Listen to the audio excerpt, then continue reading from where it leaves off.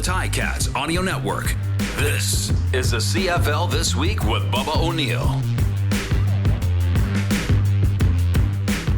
Well, the CFL's second season has come to a conclusion and a champion has been crowned. Sunday, the Toronto Argonauts claimed their 18th Grey Cup victory by edging the Winnipeg Blue Bombers in Regina. And here in Tiger Town, how are we really supposed to feel? This is the CFL This Week on the Ticats Audio Network. I am Bubba O'Neil, and I'm joined by my Ticats Audio Network teammates. He is the voice of the Ticats on our network and several other affiliates, RJ Broadhead. And he's joined by Luke. Hey, great. Yeah, of course. He's joined by, of course, we're all joined by the coach, the host of the Coach O Show, and of course, RJ's partner. He is Luke Tasker, former player. And speaking of other former players, let's bring in the likes of my Ticats pre and post game partner. I mean, let's be honest. Was he moonlighting in Regina? Be honest there, Andy. How you doing? Hey, Thanks for having me on. Nice to see you guys. All right, fellas. General thoughts of the Grey Cup week in Regina. Andy, you were physically there in Saskatchewan. I'll start with you. What were your thoughts of the week? Well, I tell you that Regina, the province of Saskatchewan, all of Rider Nation, and really the entire CFL put on a great show. Just the sense of warmth and welcoming as soon as you touch down in, actually even before we even got there, even in the airport in Toronto, jerseys of all the different teams. I'm sitting next to an Argo fan and a Bomber fan and a Lions fan, like in the morning, and just some friendly bantering, but all in good fun. And then getting to Regina, like they just did. The facilities are amazing there, right next to the stadium. All the different team parties are right in the same building, and so it was just CFL Grey Cup Festival at its finest. It was really nice. RJ, your home province, so I'm sure you weren't really surprised at the show that they put on. No, absolutely not. I knew they'd put on a good show. It's a big deal there. The Riders are the team. My heart kind of hurts for all the Riders fans in Saskatchewan, because it would have been just unbelievable atmosphere if they were able to make it into the Grey Cup, make it into the playoffs. I think we talked earlier this year, Bubba, on CFL This Week, and that was probably my biggest disappointment in the season, the Riders' finish and not making the playoffs. But yeah, it would have been great, but the show must go on, and what a game. What a game. Like, you've never seen everything in sports, and that's what I love about sports, is just when you think you've got it figured out, something else happens, and there were so many ups and downs in that game, and ending in a 1-point victory, and you can go through so many things. I mean, we saw it with the Tiger-Cats and a lot of their losses. You could go down the list of 4 or 5 different plays or moments in the game that could have changed things and turned into a victory. So it was an exciting game, fun to watch, and good for the Argos for winning, and pretty impressive for the Bombers making it to another Grey Cup. You know what, RJ, on that note there, I was kind of thinking about this while I was there, and it would have been great to see Saskatchewan in it. And but almost the fact that they didn't even make the playoffs, I think, gave a little, just enough time for Rider Nation to sort of get over that and just enjoy the weekend, versus if they would have lost in like the West Final and then the Grey Cup was there, it probably would have been a completely different atmosphere. And if the Riders were in the game, then it would have just been, I mean, it already is a Riderville party, but it would have been just overwhelmingly. And this gave it more of a neutral chance for all the other teams to, the fans from the other teams to enjoy a bit more, perhaps. Just before you jump in, Luke, I agree with all that, Andy, except they're not over it. The fans aren't over it. Fair enough. Luke, your thoughts? Andy, you bring up the fact that, like, if Sask was in it, and what that game would have looked like. And we know full well what that was like in the old Mosaic in 2013. And that is a horrible Grey Cup experience of mine. I mean, that was a bad week there. And I was so new to the CFL. It was freezing cold in Sask that day of practice at -25. I can't even remember if it was Fahrenheit or Celsius, but one of them was -25. and then of course, just the game was nothing but Sask. And, that was an entirely different looking Regina Grey Cup. And this one was different. And you have not only Sask not making the playoffs, but then an East team wins it out West. And there was some sort of, I felt maybe anticlimactic end to this season in that way. But for Toronto they had their ups and downs like everybody in the East did and have for the last decade of good teams and bad teams, but they've also now won 3 Grey Cups in the last 11 years. I mean, it's really amazing. They're not as you think back over the last decade of CFL football, in my own sort of perception, the Argonauts aren't like the shining star of the last decade of football, but they've won 3 Grey Cups in 11 seasons. Andy, I got to throw this to you here. And you talked about just enough time for Riderville to kind of settle into the fact that, our team's not going to be there. It did appear there was some empty seats. Do you feel like that was probably Rider fans that had bought tickets that were expecting Saskatchewan to be in the game? It was kind of obvious to see when they panned the crowd a couple of times. You're like, well, they said it was sold out affair, but there was a lot of empty seats. The concourse was buzzing. There were a lot of places in that stadium that had a number of people that weren't necessarily in their seats because there was action going on all over the place and lots of great vantage points to watch the game from, even if you're standing. So I don't know for sure what the attendance was actually coming through the gate, but it was a pretty wicked party and performance. Like the halftime show was great, the pregame show, and of course postgame. So yeah, I think I don't know how many people didn't show up, but it was a lot of fun. Well, you can get that effect at Tim Hortons Field where, that concourse can be 5 or 6 levels deep and some of the top seats up top aren't filled. So maybe that was the same sort of effect that we were seeing. RJ, sir? Yeah, I just wanted to jump in there because I talked to a Riders fan living in Saskatoon, not in Regina, but they said Riders fans will not cheer for the Bombers. They'll be cheering for the Argos. Did you find that at the game, Andy? Were there more fans cheering for the Argos than the Bombers because of the Saskatchewan Riders fans? Oh, yeah. All week long, probably about 2% of the people Rider fans I pulled were cheering for the Bombers. So everyone was on the Riders. And Luke, you were talking about 2013. Like, you remember the award show? And sure, if you're a Rough Rider fan or on the team, like, it's great. It's just a celebration. But if you're any other team in the league or any other fan, it was kind of like, all right, like, what's happening here? This is a little bit extreme. And even though the CFL awards was dominated by the Winnipeg Blue Bombers, it still didn't have that, that feeling of favoritism of some kind. So, and I think it probably fueled Toronto, the fans of every team but the Bombers, even more to hope Toronto was going to win. But let me ask you this, guys, because I know Steve Milton, Hamilton Spectator, he's really big on this, and I know there's a lot of I'm going to say veteran sports writers in this league that are saying we cannot lose the East versus West aspect of the Grey Cup, which for people in Saskatchewan, the province of Saskatchewan, to be cheering for the Argonauts. And I don't know if you saw the tweet that came out 3 seconds after the Argonauts won. It's just the Riders saying, thank goodness for the Argonauts, anyone but the Blue Bombers, which was, I thought, shocking.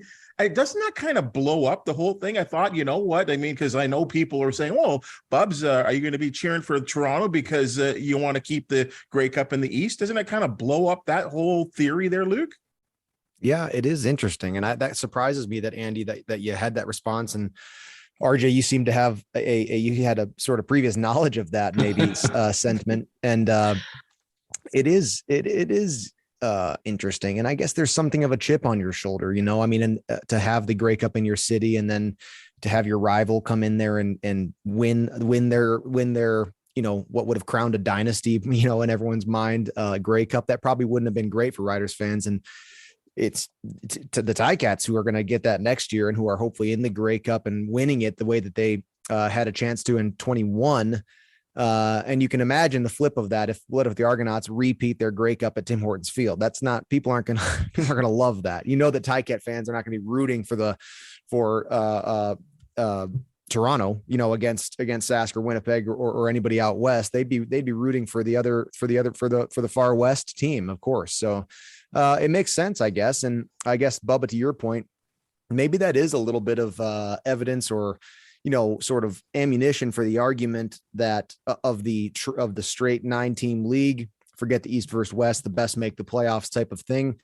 I don't know. You know, I don't know if just the Grey Cups, you know, that sort of the non-participating fans and what they want to happen, it should be the decider of that 9-team league or the 2-division league. It is interesting though.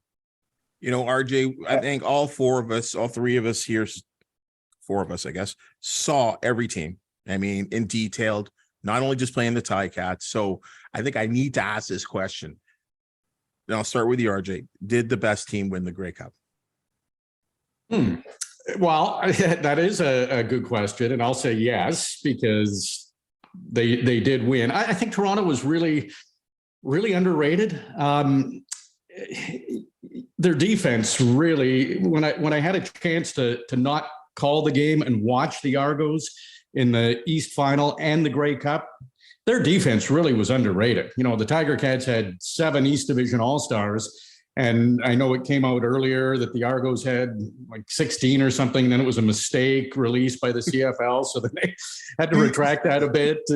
But looking back, you know, some of those Argos, the way they played in the playoffs, probably deserve to be All-Stars, and maybe that original wasn't so far off.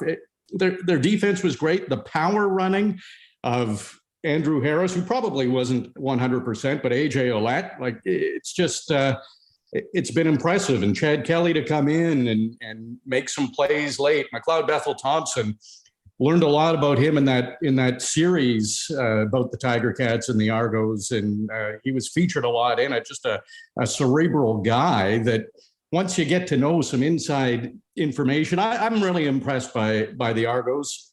Tough start, and they turned it around. They were 9-2 in their final 11 games. So yes, I think the best team won the Grey Cup. To you, Andy? Well, the best team in the game were the Argonauts, no doubt about it. If you play that game 10 times, maybe Winnipeg wins it 7 or 8 times, especially with a 100% healthy Zach and mobile Zach. But you know, it's any given Sunday, and I thought the Toronto team was one of those teams all year long that could lay an egg, and they did lay a few eggs during the season and just not show up. But when they're on, their defense was excellent, and they can beat anybody. And so, you know, my pick was the Argos, and so I think that I expected them to have a really good chance to win, and then end up winning. So yes. Luke, I thought it was going to be a blowout. I thought the Bombers were going to destroy them, and I was awfully wrong, clearly wrong. Yeah, and I think the news that came out, you know, throughout the week about Zach and his health sort of started to gray that picture again, but they were favorited. I thought the Bombers were going to win, but as you look back, the Bombers got off to an unbelievable start this season. I mean, they just had so much momentum going into the second half of the season. The Argonauts were maybe one of the best teams in the CFL. As you got closer to playoffs, they got the bye week and won at home. There's no reason that they shouldn't have been able to win that game. And to win that, you know, they got a punt returned on them for a touchdown, and to go win that, they held Zach Collaros in the offense to less than 250 yards of net offense. RJ, to your point about the Argonaut defense really coming together, they were absolutely the better team. They really were. And, you know, I was really impressed with Chad Kelly coming in and taking over and driving down the field with another touchdown drive, and both quarterbacks producing very well. You know, as they rotated quarterbacks on Winnipeg, you get an interception that comes out of that change in the quarterback balance. It's just, you know, Toronto called a better game. They executed better. They deserved it, and they overcame adversity, you know, throughout the game, you know, to get it done. Sorry to jump in here, Bubba, but that raises a great point, Luke. And we saw it with the Tiger-Cats. in the season. Dane was on a bit of a roll, and Matt Schultz came in for a series, and then it just kind of like a balloon kind of deflated. What was Dakota Prukop throwing a pass? Zach was playing well. And I went back. He completed 7 passes all season.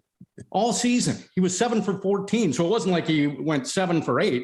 He completed 50% of the passes he threw. He didn't throw an interception in the regular season, but that is a big play in a big football game. And I get it. Prukop's on the field. I'm sure the Bombers were thinking Argos are going to think it's a run, and then they're going to have him throw, and it's going to work out great. Well, it didn't, and that's maybe a case of overthinking. I was shocked at that play. I thought that was a real costly play for Winnipeg. You know what happened there? They watched the film from the 2019 Grey Cup where we had no idea which quarterback was going to do what, and got throwing quarterback running quarterback throwing and all that, and they pulled that playbook out again for this Grey Cup. But yeah, it was strange, and who knows, maybe it was something going on physically with Zach, or that they had to deal with during the game. But certainly strange, and did not work out for them. And then on the other side of that, McLeod Bethel Thompson and Chad Kelly go back and forth, or one and then the other for success. So, I mean, I was just really impressed, and we can't get through this podcast without saying a huge shout out to Brandon Banks, Grey Cup champion. And yes, it's with the Argonauts, and yes, it's all going to be bitter in every Ticats mind that Speedy got a Grey Cup. But boy, I was just happy for that guy who should be a Hall of Famer and now has a Grey Cup champion, even though I wish I shared it with him and it was going to be black and gold stones, but that's the way it goes. What were you thinking when he took that penalty? Yes, exactly. It was almost like Brandon being Brandon in a way. Go ahead. Yeah, that's tough. And let's stick with this sort of angle, guys. I mean, and based on that East versus West setup, and I don't know. I'll start with you, Andy, on this. I mean, we're part of the Ticats Audio Network, and we talked about the Bombers rivalry and, the Banjo Bowl with the Winnipeg Blue Bombers and how that feels. Well, should Ticats fans be happy that the Argonauts won the Grey Cup, or is it just virtually impossible to actually think that way? I think so. I kind of said it before about how the Rider fans were anybody but the Bombers, but I think that there would have been, especially when you're the underdog team or the underdog division, I think that Montreal, Ottawa fans, Hamilton fans would probably be leaning towards Toronto in this game. And if they didn't have, any kind of personal connection either way. And so I like the divisions, and I think that it should stay with divisions. We've had a few years where the West has seemed like the better teams overall, just based on record. But clearly, any game can be won by any team, and that's happened many times before. So you got to get to the Grey Cup through your division, and then who knows from there what can happen. RJ, Andy has a total point there. The fact that now make that 7 consecutive Argonaut teams, and many of them underdogs that have gone to the Grey Cup and upset the West teams. Like, that is incredible to me. Many of them 500 teams. Yeah. It was pretty similar when you look back to 2017. Their start to the season and then the finish was much better as well. And that's called getting the job done. We saw it with the Argos a lot this year. They found ways to win. They were very good in the turnover battles, especially against the Tiger-Cats. And you said it earlier, Bubba. I think Tiger-Cats fans should be happy for the Argos, because I don't think the Argos were that much better of a team than the Tiger-Cats this season. There's a few tweaks that the Tiger-Cats need to make, and they can be champions. And I think looking at that and looking at the Argos, really there was one game that wasn't close, and the Tiger-Cats didn't have their top 2 quarterbacks in that game. So it's great. It's great the Argos won. They deserved it. I think it's good for the league. All due respect to Winnipeg, they're going to be a packed house again next year, and and they don't have a real problem with tickets, but hopefully it helps the Argos with tickets, and it'll just fuel the rivalry, and it'll make the CFL even better. But I don't see a huge gap between the Argos and the Tiger-Cats even this year, and we all know Tiger-Cats are going to make some improvements going into next year hosting the Grey Cup. You know, Lucas, you wore those colors. Can you be an Argonaut fan for at least a day? In all seriousness, Speedy B made it a lot easier for me to do that. But also, I kind of agree. I don't see that, you know, I don't feel that anybody but the Argos thing in this Grey Cup. And I think it's because we all just lost 2 Grey Cups to Winnipeg. So to have them just keeping going on, and Dynasty, and Winnipeg is, you know, and Zach Collaros is going to be king of the CFL. And, you know, it's kind of hard to go through that as well, though we don't want, you know, nobody wants the Argonauts racking up Grey Cup rings. But, you know, I think there was sort of a balance in this situation of, yes, the Argonauts won the season series against the Tiger-Cats. You know, we didn't have our best games. They won the East, and there are stone cold rivalry for all of football eternity. But the 2019, 2021 still very fresh in all of Hamilton Ticats minds. And so I don't know, to see kind of that, you know, long-term momentum of Winnipeg get kind of cooled off for a second, I think kind of feels good for Ticat fans as well. Andy, you are the Western grad, so you get the business question here. Can the Argonauts parlay their success to more sold seats in the stands at BMO Field? Get to work on that one. Yeah, of course. I think it can't go anywhere but in that direction. And, you know, Ryan Dinwiddie being on that team two years in a row, making finalist for Coach of the Year, winning the East Division, having a bye game, and hosting the East Final. So they're obviously building something there. And, you know, I think most of our listeners are probably going to maybe be mad I said that, but like you just have to call it like it is. And so is Hamilton. Don't get me wrong. I mean, they could have easily been a three-peat back to the cup as well. So I think they will sell more seats, and they just continue to bring in some big off-season acquisitions that will help do that.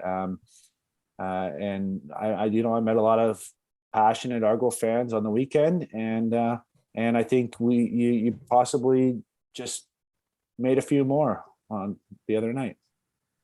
You know, sorry, just to jump in. We've been around the media side for a long time, Bubba, you and I, and you can have the best marketing people, you can have the best commercials, you can have fantastic billboards, you can do whatever you want, you can have great players, but the best marketing is winning. And fans like a winning team. Once a team starts losing year after year after year, fans are going to stop coming. And that's fact. So the best marketing is a winning team. So hopefully it does help the Argos.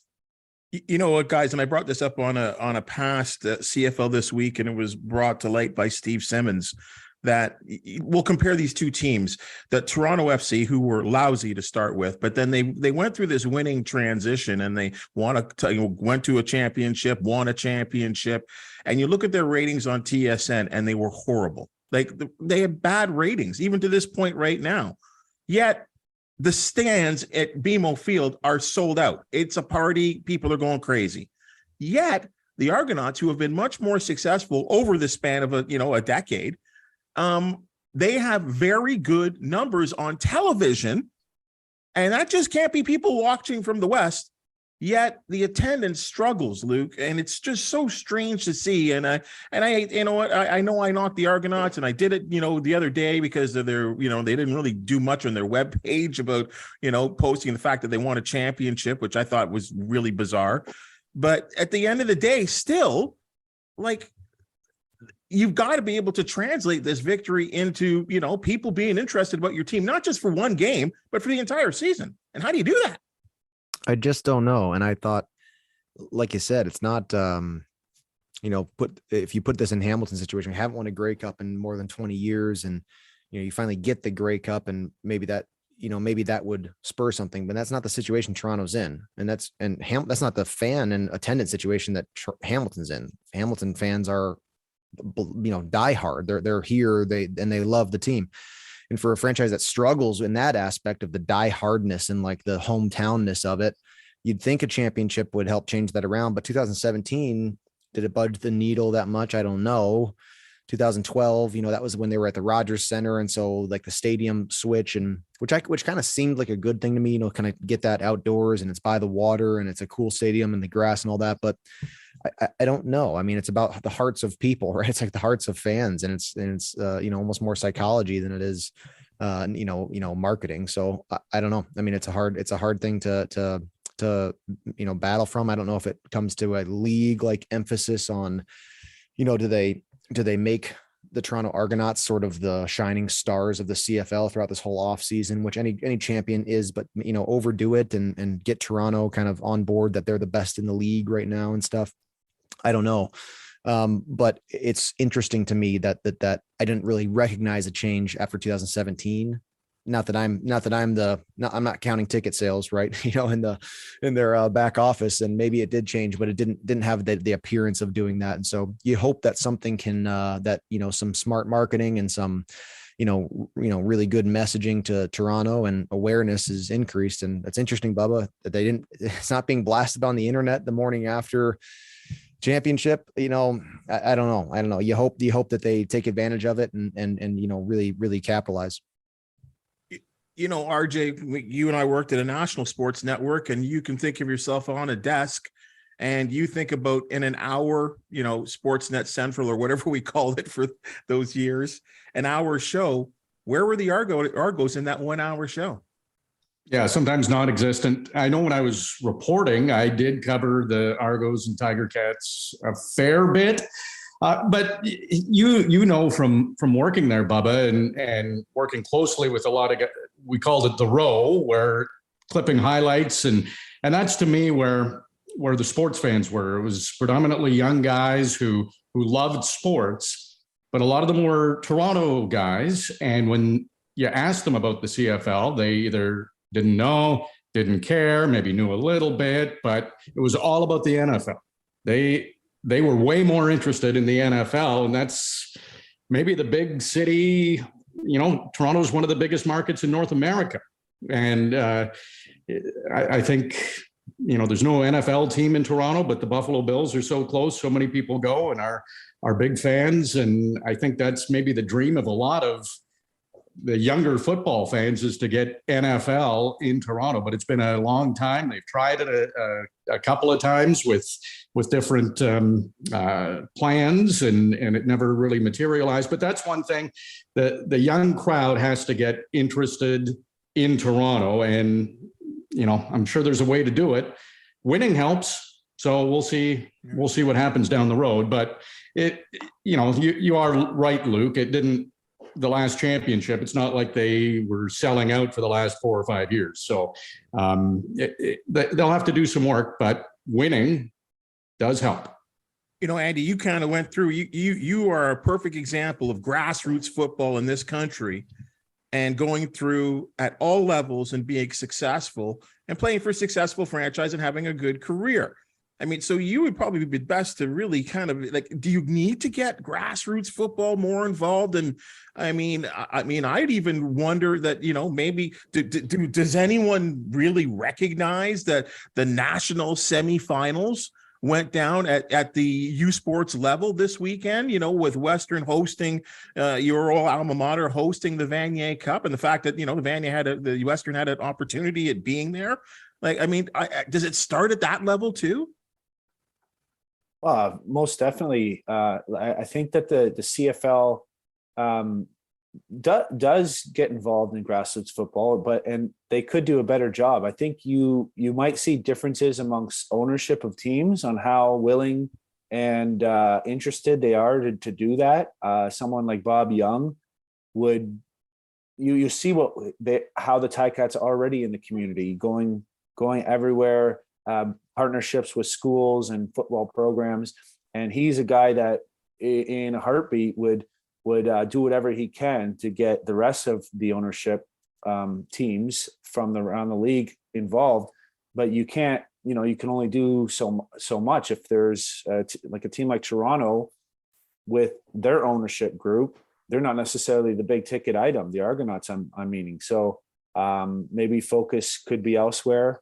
And I'm just speculating here. I by no means have any stats to back that up, but you just see the care that the Hamilton Sports Group ownership team puts into the community, and you see the results of that, and the amount of like families that come to games and all the activities there are for kids and adults of all ages to take part in on the game day experience. So it's they do a good job, and so maybe they could take a few pages out of the Tiger-Cat book.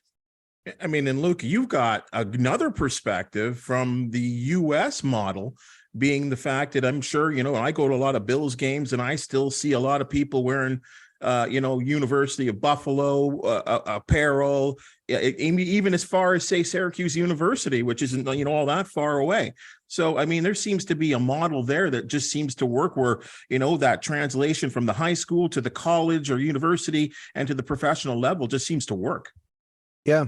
I mean, it is ingrained culturally, and I had sort of, I guess, a particularly, ingrained childhood with it, just with growing up with the Bills and stuff and my dad, but even my friends with no sort of family football background. I mean, football, it's just part of the culture, but I don't see that much of a difference in Canada. The only thing that I did recognize being up there is, and this is changing in the US now, but a cultural importance and presence of soccer in Canada that I didn't recognize growing up, and though that, and it is certainly growing in the States, but I almost felt like when I got there that I recognized that young kids sort of felt the same way about hockey and soccer that kids growing up felt about football. But, these are very soft issues. It's not exactly a hard science, but I do think that the league does have these efforts. You see them getting out there in the community, and you just got to hope that it increases. I think one of the most special things about the CFL to me, that to really double down on, and certainly there are efforts to do this, but that I appreciate seeing them double down on this, is the history, is that we just played the 109th Grey Cup.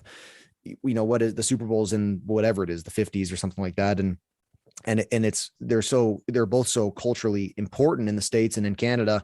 And the CFL is the only other American football league that has lasted through time.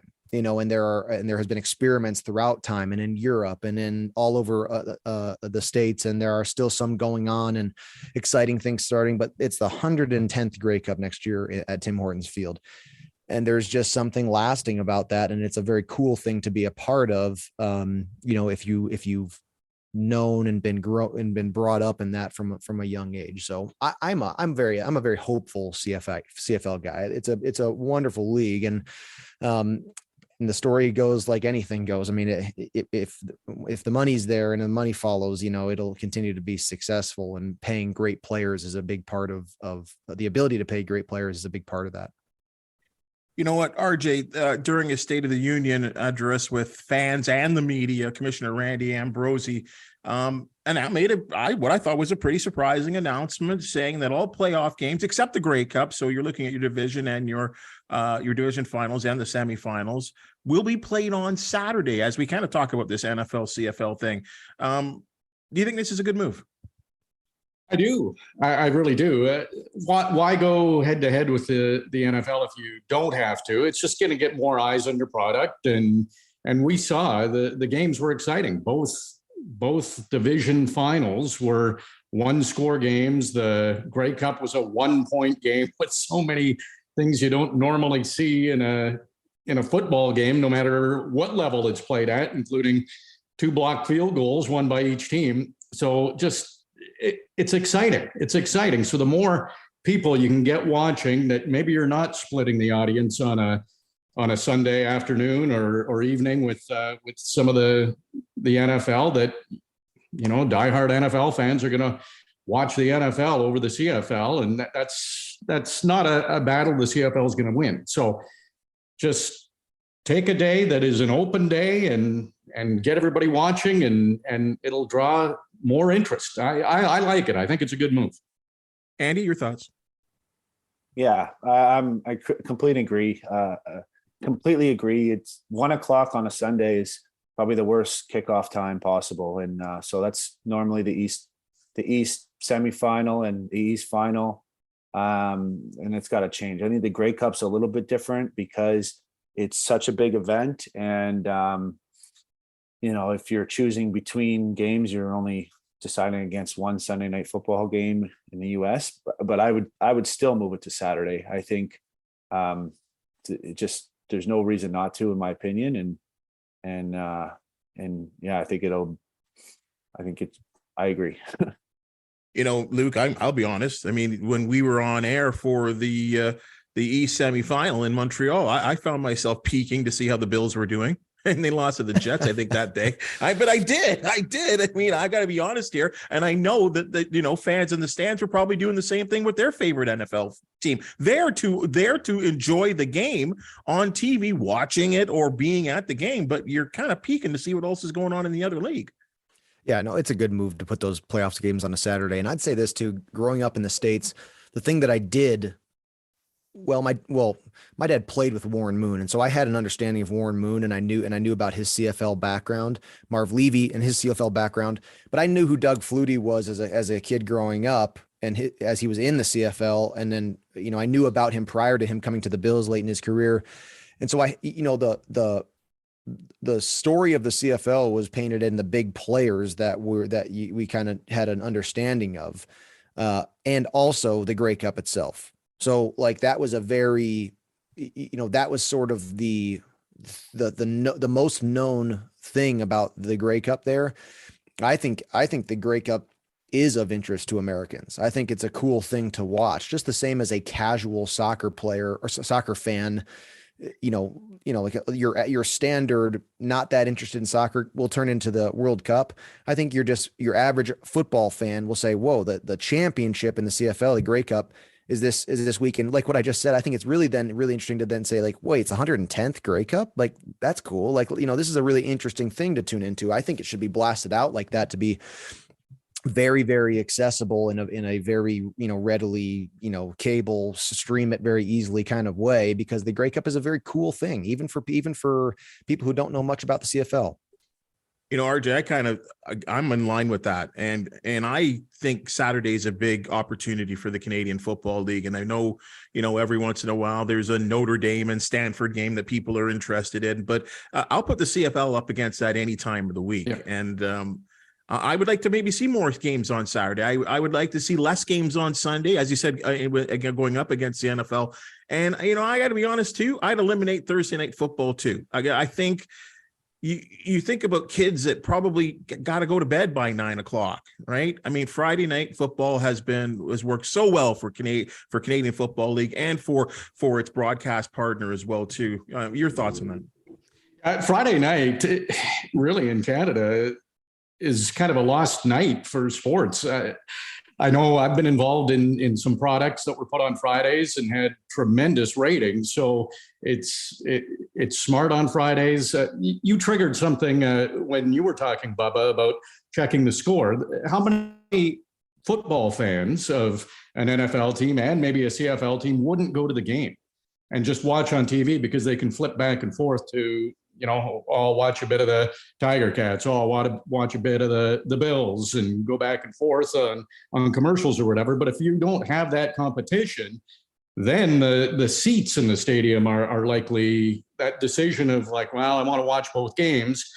That's out of the equation. So Saturday is great. I think Friday might be just as good, but Saturday for playoffs, avoid Sundays. There weren't a lot of Sunday games this year. I think Labor Day and then of course the playoffs, but again, it's not worth going head to head against the NFL.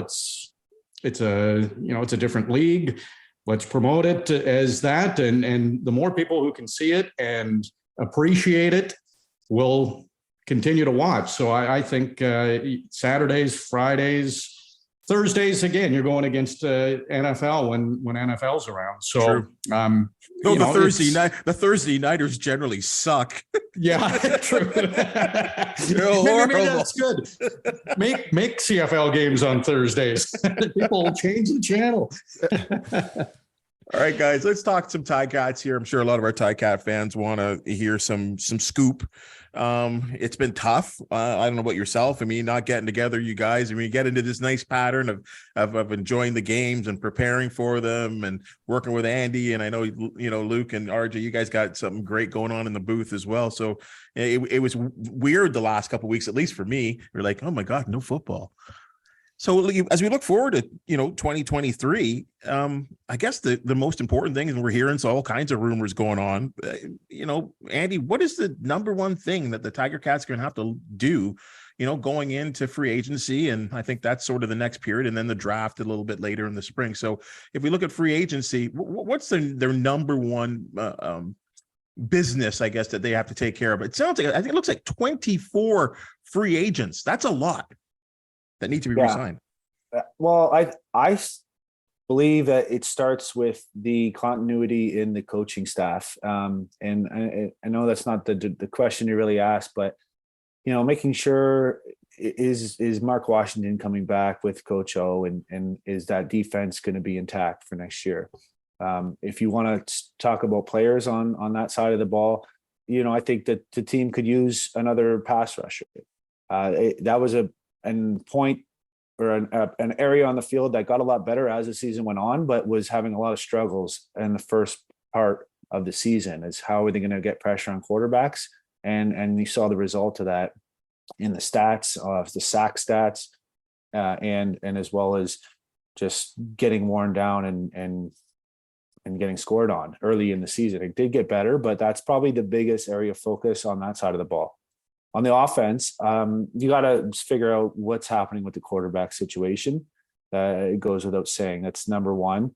And I think there has to be at least one or two more receivers coming in to compete and see what happens. I know, it's possible we might even lose some of our big guys, but whether it's to the NFL or to a different team. So I think receiver needs to get bolstered. Offensive line was doing really well, but of course you're always going to want to have some ongoing rotation or revolving door, I guess, on the roster for competition and for just security and just improvement. So I think that's my opinion. Luke. Yeah, you got to get the quarterback situation figured out. Obviously, they bought the rights to talk with Bo Levi Mitchell, and who knows if that will develop into anything. But they are clearly focused on the quarterback position, and I'm sure that'll be, we'll get some clarity in the offseason. And then, to me, I just can't help but think of the receiving core. I mean, I think you need to fill that out. You see who you bring back, see who's going to be there, and then you got to go sign some real playmakers there. When I asked Coach O this question as to, what do the Ticats need to do to win the Grey Cup, he said, don't turn the ball over. So I was expecting an off-season type of answer, but there's truth in that too. Like, some of this comes down to, to coach it, for the players to think about it, to get guys who are just good at not turning the ball over. I guess that's a thing you could think of as far as an off-season decision, but whoever's out there has got to stop turning the ball over. And defensively, I loved that lineup. I loved watching them play. If they can, whether it's, again, emphasize this in coaching, teach these great guys to get back to that mentality of every drive, they got to take the ball away.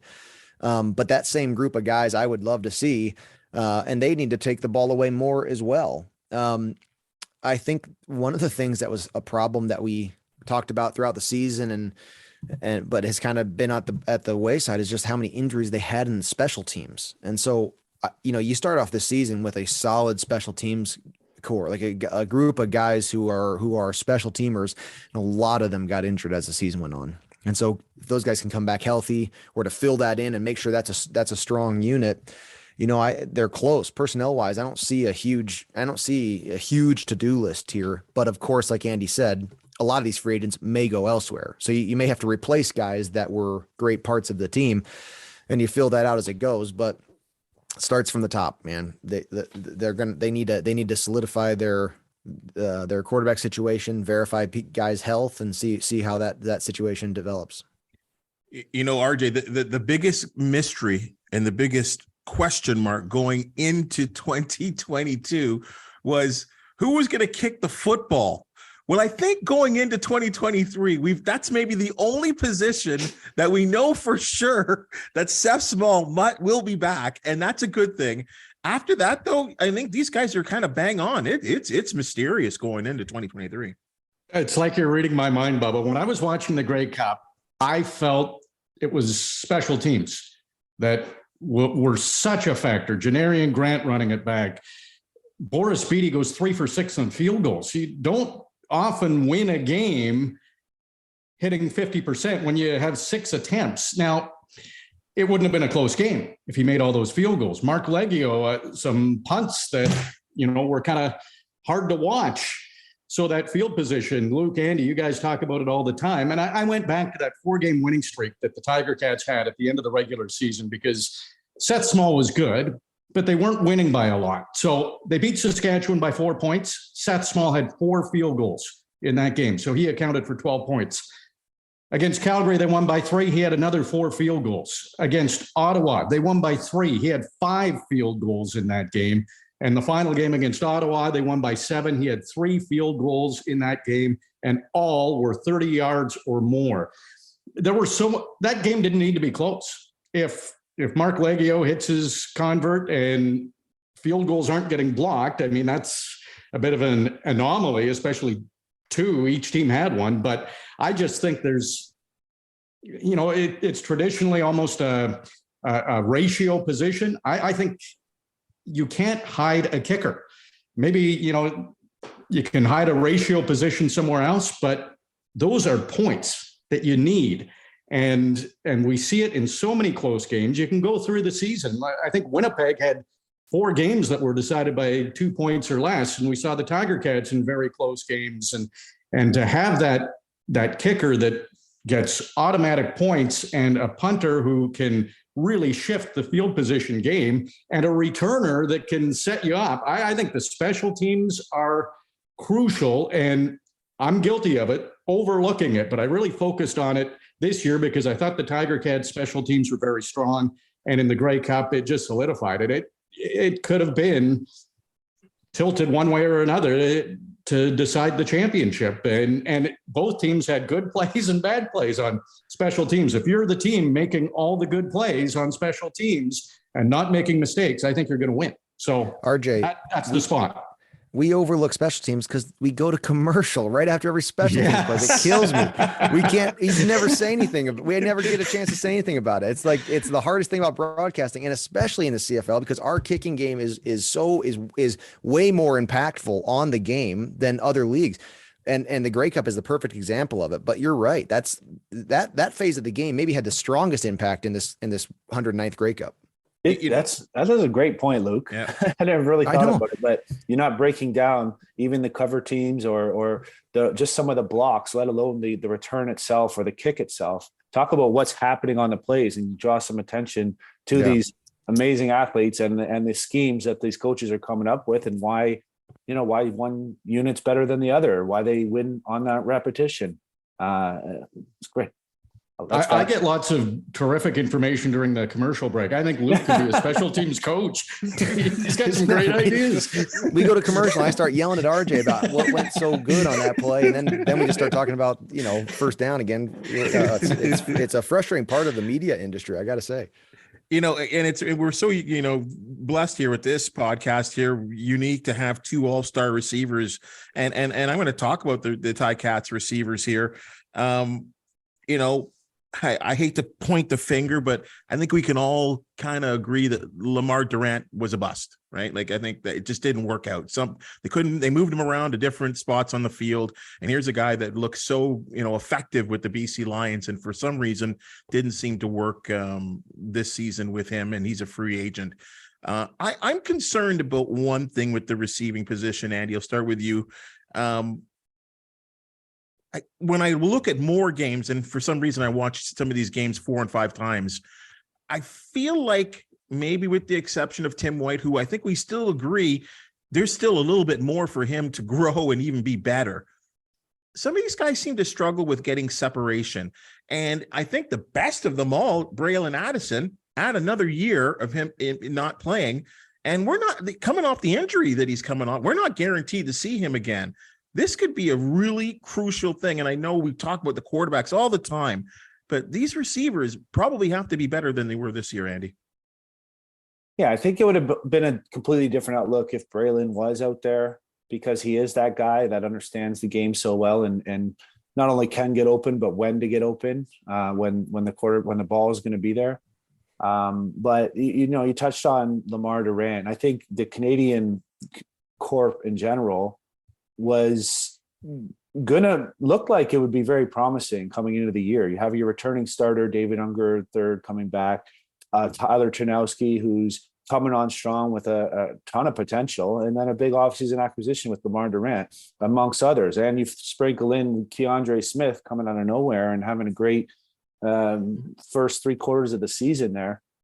You think it would be very strong, but it just with injuries and a lot of rotation, it ended up being, you look around the league, especially the teams in the Grey Cup. I mean, these guys have strong Canadian content, and a lot of other teams around this league do as well. And so you're kind of at the bottom of the list or near there. And I do think Tyler Ternowski's got a bright future.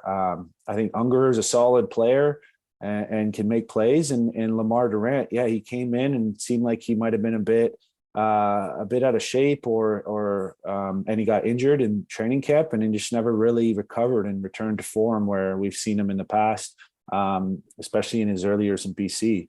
So we'll see if they end up trying to give him another chance, but I wouldn't be surprised if they move on. And so maybe that's somewhere they'd be looking for in free agency or in the draft for a receiver. Lucas, I mean, I think, hey, we talk, no matter who's throwing the ball, someone's got to catch it. So your thoughts on that position? Yeah. Braylon Addison was the outright leader of that group, and his being injured, and this is not his first time, having to leave a season with injury. And that was a hard one for this Ticat team to take. Like they needed Braylon to be out there and producing. And without him, it took a while to find themselves. Tim White did have a great career. A great season. I mean, really, really a great season, and he'll have more to come.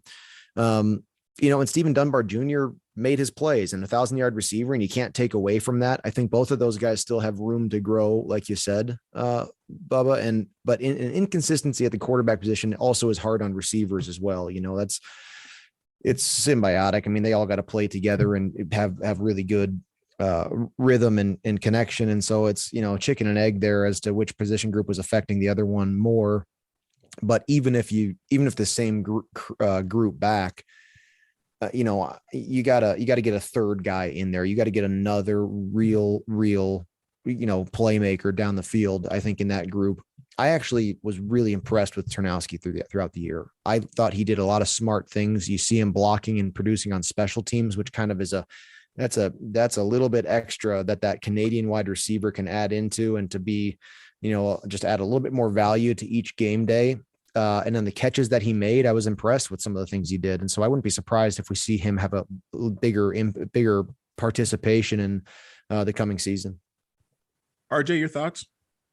Well, it's a young group. Tim White in his second season, Stephen Dunbar in his second season. Maybe we overlooked that because they were the anchors of that receiving core when Braylon Addison went down. I do like the Canadian content. I'm with Andy and Luke on Tyler Ternowski. He does a lot of really good things.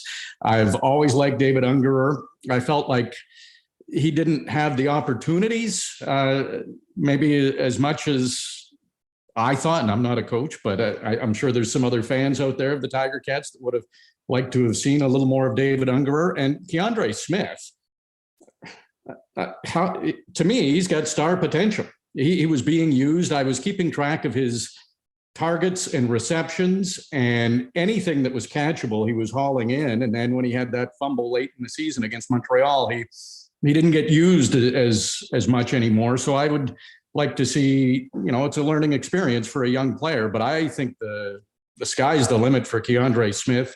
But I agree, they do need another guy. Anthony Johnson had flashes. Terry Godwin looked pretty good when he was in, and who knows, maybe he would have played in that East. Yeah, if he had played in the East semifinal, I know he was injured, but I have a feeling if he was healthy, he probably would have been in that game. And seems like that guy that could get the separation. But you mentioned all the free agents the Tiger-Cats have. Other teams will have free agents, and maybe there's a receiver there, or maybe there's a Dalton Schoen somewhere that the Tiger. Hey, Winnipeg found him, right? Winnipeg found him. Maybe the Tiger-Cats can find a guy like that. This is a sensitive topic. I think for Tiger-Cats fans, I think it's probably very sensitive for the Tiger-Cats as an organization. But I think our fans would be angry with us if we didn't talk about this. And I know you talked about it, Luke, with your talks with Coach O about turning over the football. I don't think we have the solutions, but what's going to happen at quarterback here? We have one of them that's going to be a free agent in Matt Schultz. We hear a lot of talk about 19, but nothing's been done other than the fact that the Tiger-Cats have the exclusive negotiation rights until free agency when it hits in February. RJ, I'll come right back to you. What would you like to see happen? Well, yeah, all this talk I think is probably a good thing for Dane Evans. I just think he's a really self-motivated guy and a competitor.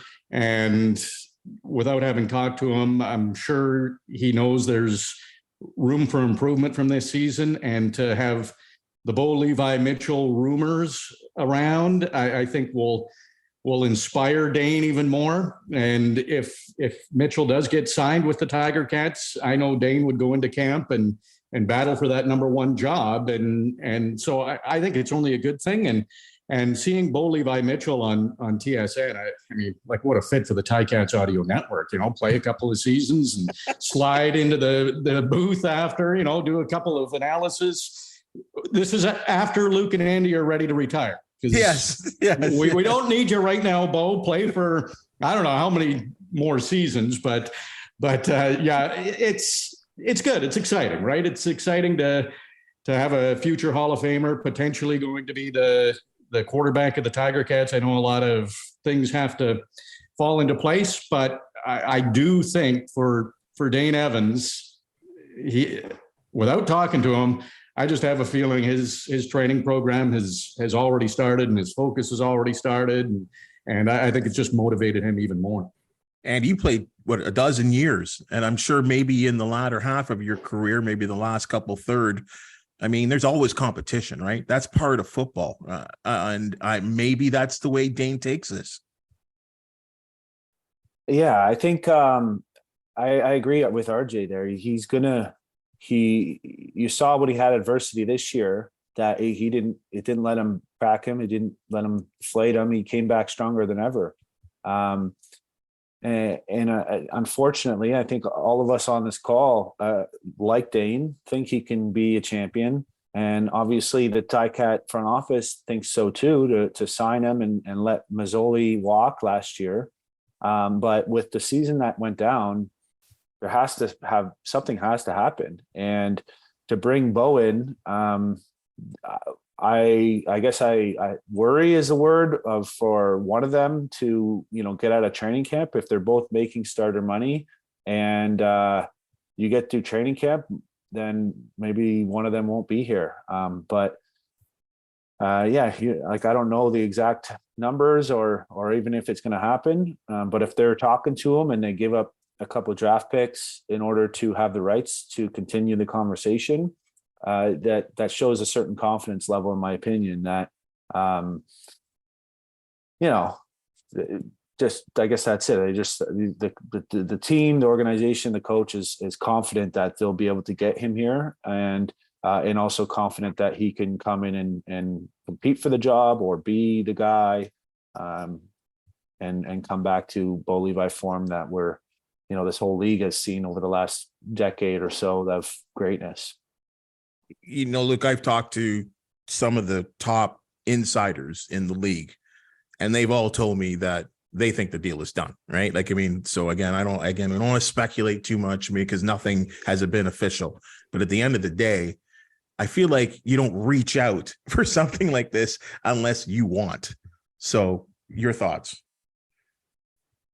I would agree with that. Like, I think that they have a strong idea that they want that, but I'm sure that they don't want a Bo Levi Mitchell that's not excited about coming to Hamilton. And so I think they verify that, but who's to know? I mean, it'll be a wait and see thing, but that is priority number one, in my opinion, that the Ticats need to take care of his quarterback. Fair enough. And what about the backup? Matthew Schultz. I watched Matthew Schultz with the Alouettes. I saw a whole new, this was a way better Matthew Schultz given the opportunity to be a starter, Luke, than I ever expected. When he was in at the midpoint of the season and fully in charge of this offense, I think that was some of the best quarterback play that we saw. I mean, it was some of the best quarterback play in the league at the time. He had some real flashes of greatness. I would actually be very pleased if they were to re-sign Matt and have him find his place back here in Hamilton. RJ, you're nodding to this. Yeah. And I even go back to the season previous when he was in Montreal, and I think they brought in Trevor Harris. And at the time I thought Schultz was doing pretty well. Did they really need? And Trevor Harris has been successful in Montreal, but I really like Matt Schultz. I think he would find chemistry with a receiver and just work on that chemistry, go back to it. He made quick decisions. He could run well. He had a bit of confidence when he was out there. It was just like a calm, things are going to be okay, just feeling. And that's just from watching the game. So I'm sure the players felt it too. I really like Matt Schultz. Something's got to give here if Bo Levi Mitchell does sign with the Tiger-Cats, though. You can't have Dane Evans or Matt Schultz as a third string quarterback. So, there's some offseason stuff here for the Tiger-Cats that's going to have a trickle down effect. And, we'll see what happens with Bo Levi Mitchell. If, he doesn't sign with the Tiger-Cats, then I think Matt Schultz will be one of the main priorities to get signed, and he'll come into camp as a guy battling for that number one spot as well. So you'd sooner have too many quarterbacks than not enough. So let's look at the glass half full on that.